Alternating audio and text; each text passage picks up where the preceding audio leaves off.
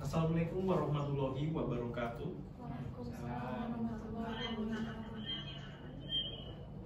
Selamat pagi, salam sejahtera untuk kita semua. Yang terhormat Bapak Dr. Muhammad Sofwan, SPD MPD, selaku dosen pembimbing seminar PPG. Kemudian yang saya hormati Bapak Profesor Dr. Renat Asrial MSI, selaku dosen pembahas 1 yang sudah hadir bersama kita di sini. Kemudian yang ketiga yang saya hormati Bapak Yulfendri MPD, selaku guru pembahas 2 yang belum bisa hadir secara tatap muka di sini. Dan yang keempat, rekan-rekan PPG yang telah turut andil dalam mensukseskan seminar PPG yang akan disajikan oleh mahasiswa PPG Prajabatan Universitas Jambi. Bismillahirrahmanirrahim. Alhamdulillahirrabbilalamin. Wassalatu wassalamu ala asrofil anbiya'i wal mursalin wa ala alihi washabihi ajmain, amma ba'du. Pertama-tama marilah kita panjatkan puji syukur kehadirat Allah Subhanahu wa taala, yang mana dalam kesempatan ini kita semua diberikan kesehatan sehingga kita dapat hadir dalam acara seminar PPG yang akan disajikan oleh mahasiswa PPG Prajabatan Universitas Jambi pada hari Senin 20 Mei tahun 2024. Kemudian saya akan membacakan susunan acaranya. Yang pertama, pembukaan. Selanjutnya marilah kita buka acara ini dengan mengucapkan lafaz basmalah. Bismillahirrahmanirrahim. Kemudian penyampaian desain inovasi dan refleksi mata kuliah seminar PPG oleh penyaji. Ya, itulah tadi penyaji desain inovasi dan refleksi mata kuliah PPG oleh Imelsi Ani Sabrina. Kepada Imelsi Ani Sabrina saya persilakan.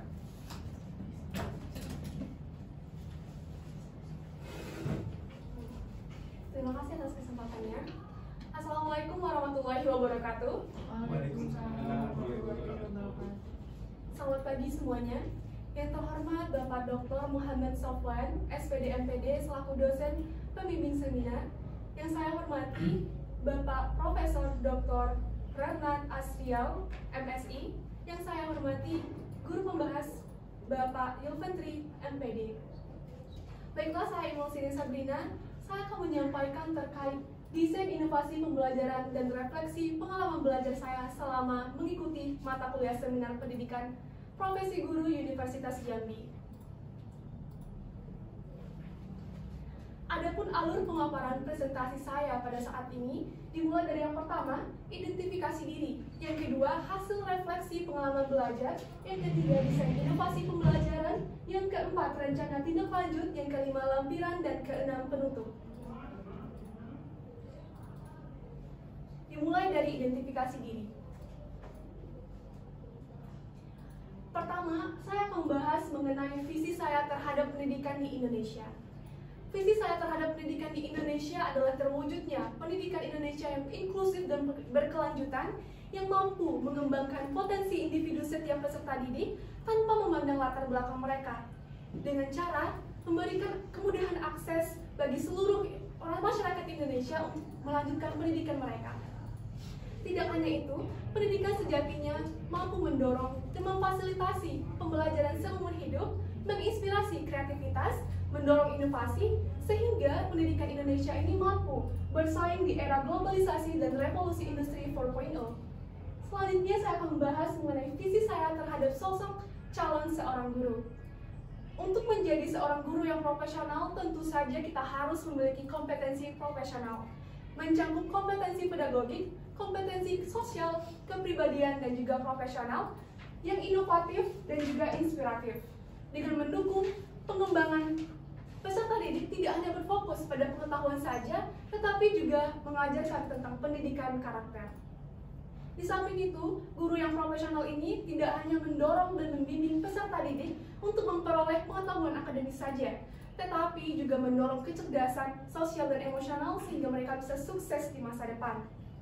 Dengan cara menciptakan lingkungan belajar yang aman, nyaman, inklusif, menyenangkan, sehingga peserta didik merasa dihargai dan diberdayakan selama mengikuti proses pembelajaran. Untuk mencapai visi tersebut, rencana tindakan saya adalah dengan mengembangkan potensi dan bakat minat saya, melalui kegiatan yang positif seperti mengikuti seminar, workshop, kepelatihan, terlibat aktif dalam kegiatan pengembangan kualitas pembelajaran dengan merencanakan perangkat ajar dan asesmen yang mendukung kebutuhan belajar peserta didik dan sesuai dengan karakteristiknya. Selain itu, saya juga akan melakukan evaluasi diri secara berkala melalui diskusi reflektif bersama rekan mahasiswa dan juga ahlinya seperti dosen dan juga guru, sehingga saya mampu mengidentifikasi kekuatan dan kelemahan dalam diri saya. Kemudian saya akan membahas mengenai hasil refleksi saya selama belajar pada pendidikan profesi guru ini. Yang pertama adalah saya mengangkat mata kuliah pembelajaran berdiferensiasi pada topik pertama terkait teori-teori yang mendasari pembelajaran berdiferensiasi. Nah, sebelum kita mengetahui mengenai apa itu pembelajaran berdiferensiasi, sebaiknya kita mengetahui terlebih dahulu apa saja teori yang mendasari pembelajaran berdiferensiasi itu. Nah, ada 4 teori yang saya baca. Yang pertama ada teori ekologi. Teori ini adalah memfokuskan pada lingkungan itu mempengaruhi individu, baik dari segi tindakan, perbuatan, maupun karakteristiknya. Yang kedua ada teori multiple intelligence. Nah, dari namanya saja ada multiple, di mana teori ini menganut bahwa individu itu memiliki kecerdasan yang berbeda-beda. Tidak hanya cerdas secara akademis saja, tidak hanya cerdas ketika diukur pada saat penilaian akhir semester, tetapi ada juga peserta didik yang cerdas ketika bermusik, cerdas ketika berolahraga, cerdas dalam mengembangkan emosinya, cerdas secara interpersonal maupun intrapersonal. Sehingga dapat disimpulkan bahwa teori multiple intelligence ini menegaskan bahwa individu itu memiliki kecerdasan yang berbeda-beda. Teori yang ketiga adalah teori zone of proximal development atau dikenal dengan teori ZPD. Nah, teori ini adalah teori yang membagikan antara zona pengetahuan faktual dan juga potensial, di mana seberapa besar peran orang dewasa untuk membantu peserta didik ini dalam belajar. Semakin besar peserta didik ini belajar atau mengetahui sesuatu, maka semakin dikit pula peran orang dewasa di sana. Yang terakhir ada teori learning modalities. Teori ini kerap sekali dikenal sebagai teori gaya belajar, di mana ada yang mudah memahami informasi melalui kegiatan visual, dikenal dengan nama visual. Yang kedua auditory, di mana mudah memperoleh informasi dengan cara mendengarkan atau juga dengan cara dibacakan ulang. Yang ketiga ada teori yang kinestetik, di mana mereka belajar melalui pengalaman langsung atau dikenal dengan learning by doing. Nah, berdasarkan keempat teori tersebut, dapat kita simpulkan bahwa individu adalah karakteristik peserta didik yang berbeda-beda, yang memiliki kecerdasan yang berbeda-beda pula, memperoleh cara belajar mereka berbeda, dan juga mereka butuh bimbingan yang berbeda-beda. Maka dari itu, Tomlinson dalam bukunya berjudul The Differentiated Learning menyebutkan bahwa pembelajaran berdiferensiasi ini hadir untuk memenuhi kebutuhan belajar individual peserta didik melalui penerapan strategi, model, maupun metode pengajaran yang sesuai dengan kebutuhan karakteristik peserta didik tersebut. Kemudian adalah prinsip pengajaran dan asesmen 1. Saya juga mengambil pada topik pertama tentang understanding by design dalam perancangan pembelajaran dan asesmen. Pada awalnya, pemahaman saya berfokus untuk merencanakan perangkat ajar dengan mengidentifikasi dulu kegiatan apa yang harus dilakukan oleh peserta didik. Tetapi setelah mempelajari understanding by design, saya mengubah pemahaman saya. Ternyata pada understanding by design ini, itu melakukan backward design atau rancangan terbalik. Fokusnya adalah merencanakan tujuan pembelajaran atau menentukan tujuan pembelajaran yang paling utama. Nah, tujuan pembelajaran ini dirancang sesuai dengan kurikulum yang digunakan. Pada kurikulum Merdeka kita mengacu pada Permendikbudristek nomor 22 tentang capaian pembelajaran. Nah, dalam menentukan tujuan pembelajaran, ada 2 komponen penting.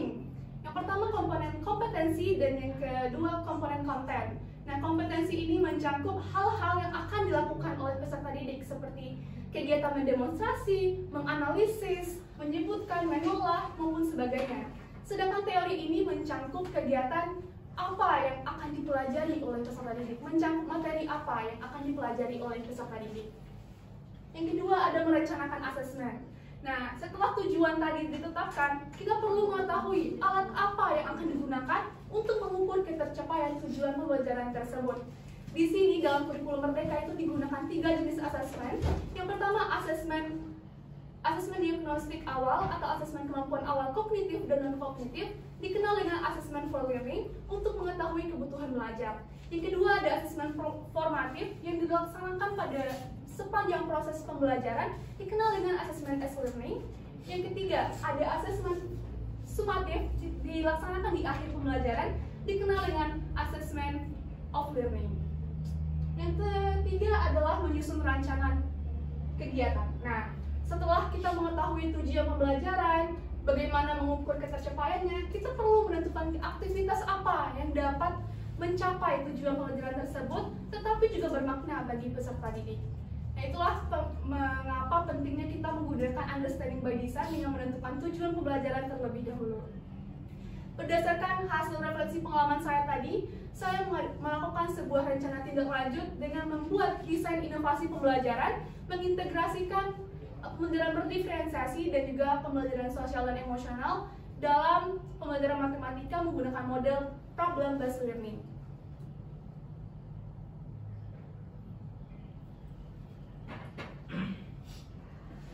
Nah, mengapa saya melaksanakan desain inovasi ini menggunakan PBL? Yang pertama, dilihat dari sekolah mitra belum melaksanakan model penerapan PBL dalam pembelajaran matematika. Yang kedua, hasil analisis rapor pendidikan sekolah menunjukkan bahwa hasil belajar peserta didik pada matematika masih rendah. Kemudian PBL ini mendukung peningkatan keterampilan berpikir kritis dan juga pemecahan masalah yang lebih dan juga membangun pengetahuan pembelajaran yang lebih bermakna. Seperti yang telah dijelaskan tadi bahwa pembelajaran berdiferensiasi ini mengakomodasikan peserta didik belajar sesuai dengan kebutuhannya. Setelah dilakukan asesmen awal kognitif tersebut, diketahui bahwa terdapat 3 jenis kategori peserta didik. Yang pertama belum berkembang, yang kedua sedang berkembang, dan yang ketiga kategori mahir. Peserta didik ini memperoleh perlakuan yang berbeda dari guru. Menganut pada teori Zone of Proximal Development atau ZPD tadi, maka peserta didik yang belum berkembang akan memperoleh bantuan guru secara penuh dalam mengembangkan potensi mereka dalam belajar. Sedangkan pada tahap yang kedua yaitu sedang berkembang, menggunakan bantuan orang dewasa tidak secara penuh, namun membimbingnya secara ketika mereka butuhkan saja.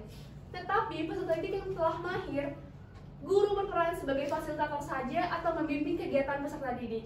Sedangkan ketika peserta didik ini sudah mampu menyelesaikan tugas mereka, mereka juga dapat berperan dalam membantu peserta didik yang belum mampu belajar secara maksimal tadi. Kemudian, mengapa diimplementasikan pembelajaran sosial dan emosional dalam kegiatan pembelajaran? Nah, penting sekali untuk menciptakan lingkungan belajar yang aman dan menyenangkan, kemudian juga mensejahterakan peserta didik dalam belajar. Nah, tujuan pembelajaran PSE ini adalah untuk menjadi peserta didik itu belajar dengan rileks, tidak tertekan, dan juga dalam kondisi yang lebih fokus. Dengan cara apa? Dengan cara yang pertama, mengidentifikasi emosi diri mereka. Yang kedua, mereka bisa menunjukkan kepedulian terhadap emosi orang lain. Yang ketiga, mereka bisa mengambil keputusan yang lebih bertanggung jawab. Ketika mereka ditugaskan pada kegiatan atau berperan dalam kelompoknya, mereka mampu menyelesaikannya dengan penuh tanggung jawab. Bagaimana menciptakan lingkungan yang nyaman? Dapat digunakan dengan menerapkan ice breaking dan juga senam otak dalam kegiatan pembelajaran. Setelah menerapkan desain inovasi pembelajaran tersebut, adapun rencana tindak lanjut saya ke depannya adalah yang pertama, evaluasi dan diskusi reflektif. Evaluasi ini bertujuan untuk mengidentifikasi kekuatan dan kelebihan pada perangkat ajar dan juga implementasi kegiatan mengajar tersebut. Kemudian setelah diidentifikasi kekuatan dan kekurangannya, dilakukan perbaikan terhadap kekurangan untuk meningkatkan kualitas pembelajaran dan juga rancangan pembelajaran. Selanjutnya yang terakhir adalah pengembangan kompetensi diri. Nah, penting bagi saya untuk melatih kompetensi diri saya, baik yang profesional, pedagogik, sosial, maupun kegiatan profesionalnya. Yang terakhir adalah artefak pendukung pembelajaran saya. Maaf, gambarnya tidak muncul karena terkendala jaringan yang kurang stabil. Selanjutnya adalah portofolio digital. desain pembelajaran dan juga pengembangan kompetensi. Nah, sebenarnya di sini ada barcode untuk di-scan sehingga dapat diakses bagaimana portofolio digital saya, bagaimana desain pembelajaran saya, dan juga apa saja pengembangan kompetensi yang telah saya lakukan dengan men-scan barcode ataupun dengan mengklik link yang ditampilkan. Berikut adalah lampiran yang berupa sejumlah kegiatan yang dilaksanakan dari proses asesmen awal, proses perancangan pembelajaran, hingga implementasi desain pembelajaran. Sekianlah pemaparan seminar saya terkait desain inovasi dan hasil refleksi saya selama mengikuti mata kuliah pendidikan guru sekolah dasar. Terima kasih. Wassalamualaikum warahmatullahi wabarakatuh. Waalaikumsalam warahmatullahi wabarakatuh. Ya, itulah tadi penyajian desain inovasi dan refleksi mata kuliah PPG oleh Email Siani Sabrina. Selanjutnya saya lanjutkan kepada sesi tanya jawab. Dipersilakan kepada rekan mahasiswa apabila memiliki pertanyaan maupun saran dari hasil penyajian tersebut. Oke, kepada rekan mahasiswa kami persilakan. Izin bertanya moderator. Baik, silakan. Saya ingin bertanya terkait dengan implementasi yang telah dilaksanakan oleh penyaji. Berdasarkan kegiatan tersebut, apa saja tantangan yang penyaji temukan dalam pelaksanaannya? Sekian, terima kasih. Baik, terima kasih atas pertanyaannya yang luar biasa sekali ya. Terkait hambatan tantangan yang saya alami adalah yang pertama, karena belum dilaksanakannya model PBL dalam sekolah mitra tersebut, maka kesulitan peserta didik itu untuk mengikuti sintaks-sintaks yang telah ditentukan, terutama pada sintaks penyajian hasil, yaitu merupakan kegiatan demonstrasi atau presentasi hasil, di mana peserta didik tersebut belum pernah melaksanakan kegiatan presentasi, sehingga membutuhkan bimbingan kita secara penuh, dan juga mereka masih belum fasih berbicara di depan orang. Kemudian keberanian mereka itu masih rendah, kepercayaan diri mereka itu masih rendah. Kemudian di sana itu kita butuh sekali peran guru gimana mendorong atau memotivasi peserta didik itu untuk bisa berani memaju ke depan untuk tampil menyajikan hasil mereka. Sedangkan pada saat rancangan proses pembelajaran itu, termasuk rancangan perangkat ajar, sedikit kesulitan dalam menyesuaikan aktivitas pembelajaran yang mampu memenuhi tujuan pembelajaran yang telah ditetapkan tadi. Seperti itu. Mas, apa masih ada yang kurang jelas? Cukup. Penyaji, terima kasih. Terima kasih. Oke, kepada rekan mahasiswa yang lain, apakah masih ada pertanyaan? Tidak ada, kita lanjutkan ke sesi pembahasan.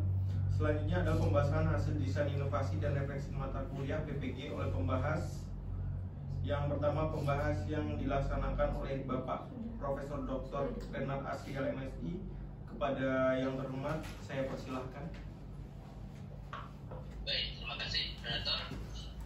Yang saya hormati Presiden PBB Seminar Pak Sufwan, yang saya hormati Pak Pak Yusmini. Tadi dikatakan bahwa sudah melakukan analisis tentang pembelajaran berdiferensiasi. Ya. Dari pelajaran berdiferensiasi itu dia istilah PBL. Karena di PBL di sekolah mitra belum terlaksana dengan baik. Pertanyaan awal saya adalah apa perbedaan individu yang ada dalam kelas itu? Perbedaannya. Ya kan? Oke. Sebentar Bapak. Kita tanya jawab. Apa perbedaan individu? Berdasarkan pelajaran berdiferensiasi itu, individu itu berbeda-beda, sehingga perbedaan itulah yang kita jembatani, yang kita berikan asupan sesuai dengan perbedaan mereka itu. Apa perbedaan yang ada pada masing-masing individu? Oke, baik Bapak. Baik Prof, saya izin menjawabnya. Adapun hasil asesmen saya, asesmen kognitif terkait perbedaan individual tersebut adalah tingkat perkembangan kognitif mereka. Nah, sebelum dilaksanakan proses pembelajaran, sehari sebelumnya saya melakukan asesmen kognitif berupa pertanyaan terkait materi yang akan dipelajari. Berdasarkan hasil tersebut, diketahui bahwa tingkat pemahaman peserta didik itu berbeda-beda. Ada yang sudah menguasai materi sepenuhnya, ada yang menguasai materi separuh, ada juga yang belum menguasai sepenuhnya. Berdasarkan hasil tersebut, saya kelompokkan berdasarkan tingkat perkembangan kognitif mereka. Yang sudah menguasai baik, yang sedang menguasai, dan juga yang belum menguasai materi tersebut, Prof. Oke, saya ingin tahu, pernah nggak mendengar istilah ada siswa kita itu yang kinestetik, ada yang auditory, Iya. ada visual, Iya. kemudian ada lingkungan belajar segala macam. Iya. Itu perbedaan-perbedaan yang ada dalam kelas. Iya. Pernah dengar itu? Pernah, Pak? Pernah ya. Berarti itu perbedaan individu. Ada individu ini, ada anak ini yang senang dengan belajar melalui visual, dia hanya melihat. Ada yang senang dengan audio, ini hanya mendengar.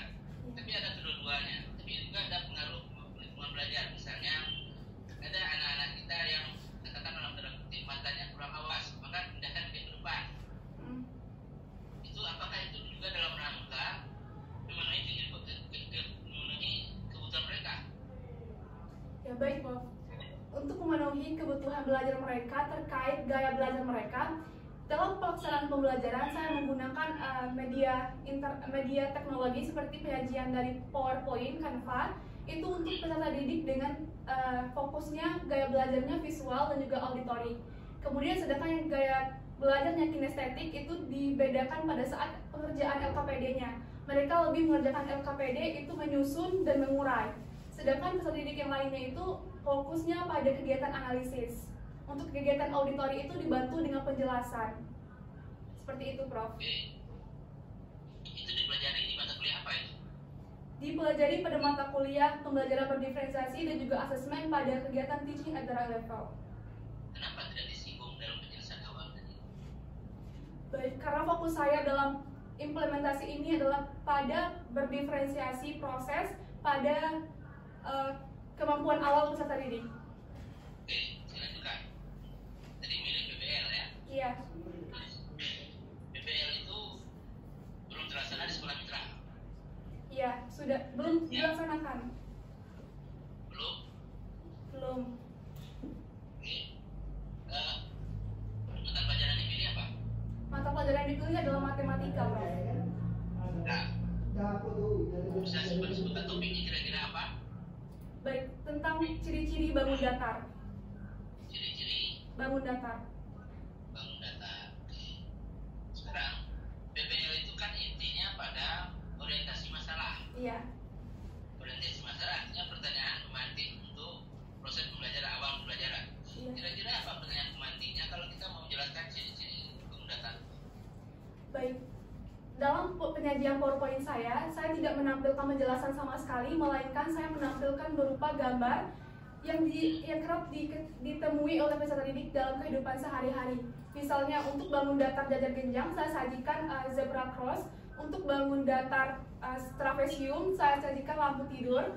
Nah, di sana saya minta peserta didik untuk mengamati gambar tersebut, kemudian menganalisis apa perbedaan dari kedua gambar tersebut. Apa yang kamu lihat dari gambar tersebut? Nanti mereka yang bisa menjawab itu maju ke depan, mereka menyebutkan terlebih dahulu ada dari gambar apa yang terbentuk dari kedua gambar tersebut, terus mereka juga mencoba menjelaskan ciri-cirinya terlebih dahulu. Seperti itu, Prof. Oke. Kita sekarang menggunakan kurikulum merdeka. Iya. Ya. Kita menggunakan BBL dan UTBL dalam proses pembelajaran dianjurkan seperti itu. Iya, Prof. Tujuannya adalah supaya kita mulai melakukan evaluasi pertanyaan, tanya jawab, proses pembelajaran menggunakan hypothetical thinking skill, HOTS. Iya. Pernah dengar ya? Pernah, Prof. Kira-kira pertanyaan yang diajukan tadi dan yang diajukan kepada anak tadi setelah mereka melihat bangun datar, itu kata tanyanya apa awalnya tadi? Apa yang kamu lihat pada gambar tersebut? Bagaimana ciri-cirinya? Bisakah kalian menganalisis ciri-ciri perbedaan kedua gambar tersebut? Dari tiga kata tanya tadi, mana yang sudah merupakan pertanyaan HOTS, hypothetical thinking skill? Menganalisis perbedaan kedua gambar tersebut, Prof. Karena menganalisis itu termasuk pada C4. Oke. Jadi kita mulai pertanyaan dengan menganalisis, bukan apa tadi? Iya. Apa yang dilihat, tapi menganalisis. Kira-kira menganalisis maksudnya apa? Menganalisis ciri-ciri perbedaan dari kedua gambar. Ya, apa pemahaman menganalisis dalam bahasa keseharian kita? Menganalisis itu apa maksudnya? Menganalisis itu mencari apa saja yang bisa kita temui dari kegiatan kita gitu. Dari melihat kedua gambar itu apa yang bisa kita ketemui? Kenapa tidak mencari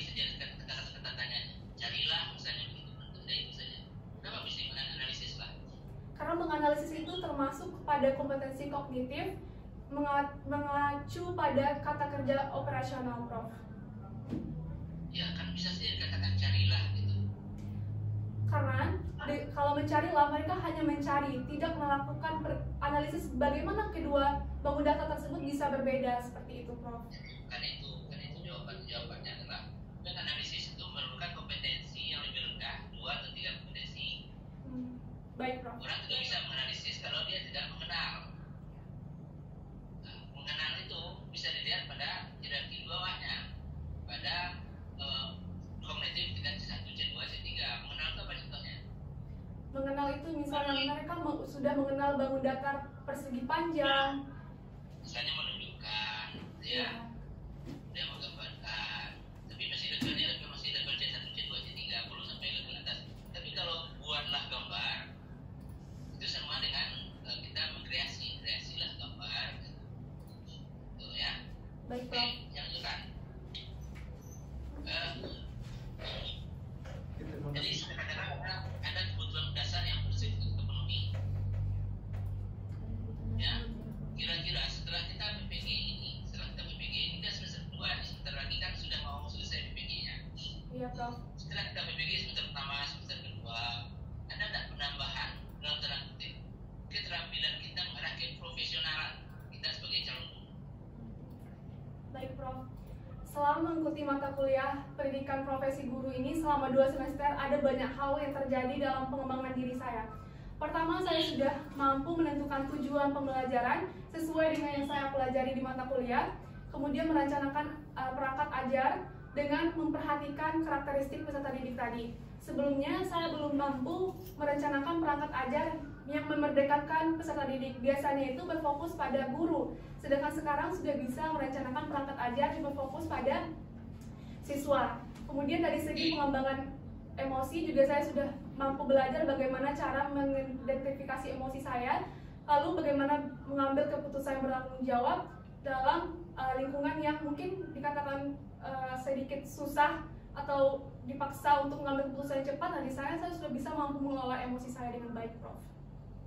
Oke, Lin, bisa nggak kira-kira menjelaskan membuat satu tujuan pelajaran? Membuat satu tujuan pelajaran yang lengkap, yang bagus, yang baik. Kemudian bagaimana cara mencapai tujuan pelajaran itu? Silakan. Baik, di sini saya akan mengambil contohnya dari perangkat ajar saya, materinya bangun datar. Dengan menyajikan presentasi PowerPoint dari Canva, peserta didik dapat melakukan analisis ciri-ciri bangun datar segi 4 dengan benar dan tepat dengan menunjukkan kepercayaan diri. Nah, untuk mencapai aktivitas tersebut, disediakan media pembelajaran berupa gambar bangun datar, kemudian mereka menganalisisnya dengan tabel-tabel analisis yang sudah tersedia, seperti berapa jumlah sumbu simetrinya, berapa jumlah sumbu lipatnya, berapa sudutnya, berapa titik sudutnya, berapa diagonalnya. Seperti itu, Prof. Oke, nanti terakhir kan evaluasi. Ya. Apa soalnya? Soalnya, disajikan 2 buah gambar bangun datar yang berbeda. Disajikan 2 buah bangun datar yang berbeda, peserta didik dapat menganalisis perbedaan 2 bangun datar tersebut, baik itu dari segi sumbu simetrinya maupun sumbu simetri lipatnya. Baik, saya kira cukup itu. Terima kasih. Terima kasih, Prof. Baik, terima kasih kepada Bapak Profesor Dr. Ridwan Asrial, MC. Selanjutnya, pembahasan yang kedua dilaksanakan oleh Bapak Dr. Muhammad Syafwan, SPD MPD. Kepada yang terhormat, saya persilahkan.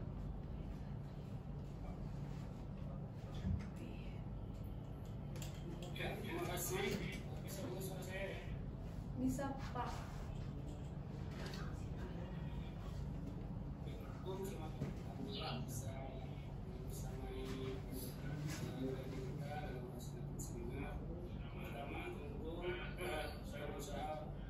saya tetap mengapresiasi yang menjadi tadi, tapi yang penting adalah bagaimana saudara dapat mengambil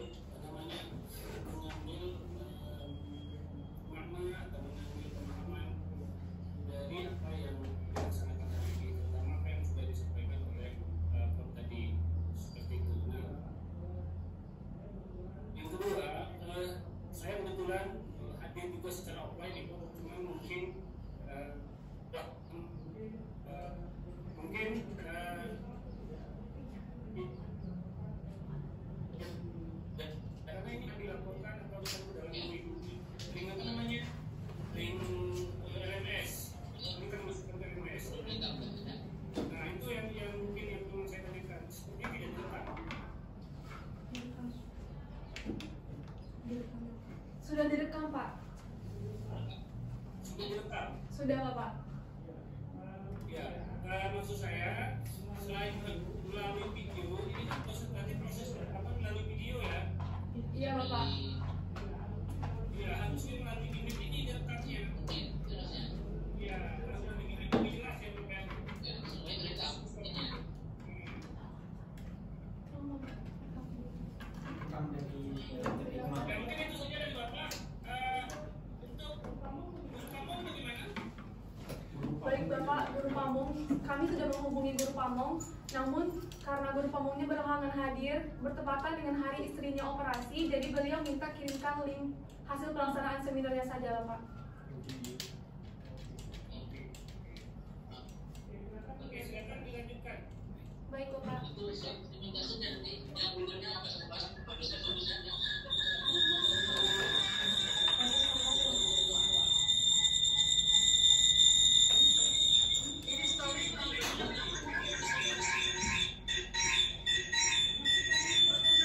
Iya, Bapak. Oh, mati saya. Dah. Jadi yang presentasi kalau bisa juga melalui Gmail sudah bisa direkam. Presentasinya juga pakai Zoom jadi Bapak. Presentasi juga bisa direkam. Yang kelas ini juga bisa direkam jadinya gitu. Baik, Prof. Yang itunya juga lewat Gmail ya, Pak. Apa namanya? Di presentasi itu ya, Bapak ya? Presentasinya lewat Gmail.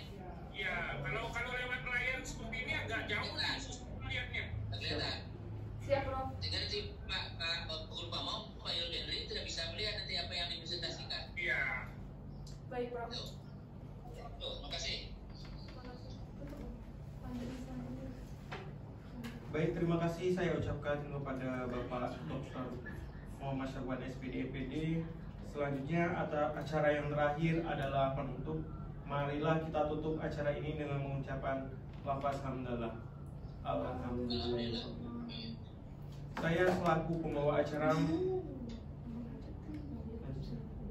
Baik, selanjutnya adalah acara seminar yang kedua, yaitu dari saya, yaitu Dwi Septian Abimanyu dengan moderatornya Melsi Yani Sabrina.